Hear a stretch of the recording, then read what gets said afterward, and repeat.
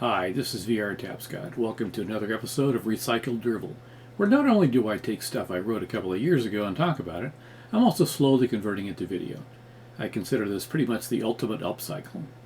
All rights reserved, copyright 2025 by VR Tapscott.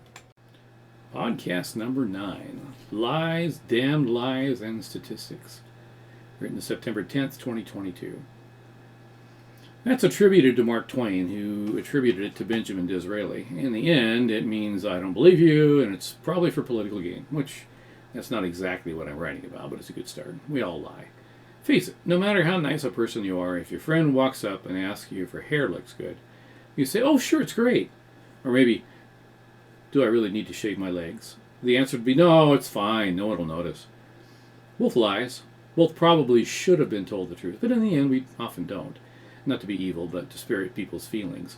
Of course, in the end, when she walks out in public and everyone quietly laughs at the stubble on her legs, then yeah, maybe truth would have been better. I suppose it also matters what exactly is at stake. I mean, hair and makeup aside, we probably try to tell the truth most of the time. Or do we?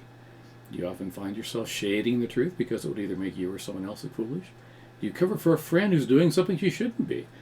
Once upon a time after I'd acquired an ex, friends would come up to me and say things like, oh, we knew they were fooling around. We just didn't want you to get hurt.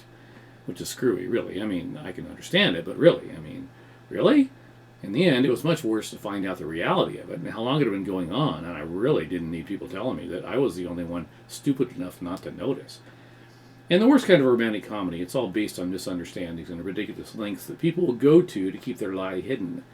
By the time half the movie is over, you want to strangle everybody on the screen as it just keeps getting deeper and deeper. And then there's the for your own good crowd. Oh no, darling, we can't be together anymore. I've loved you more than the sky itself, but alas, we must part. It's usually because they've done something horrible or stupid or horribly stupid, and they just know the other will not be able to forgive them and would be disgusted. So they spend the entire movie with both of them in misery because one of them rolls the toilet paper the wrong way, which is a valid concern, trust me, and can't take a chance on the other one finding out.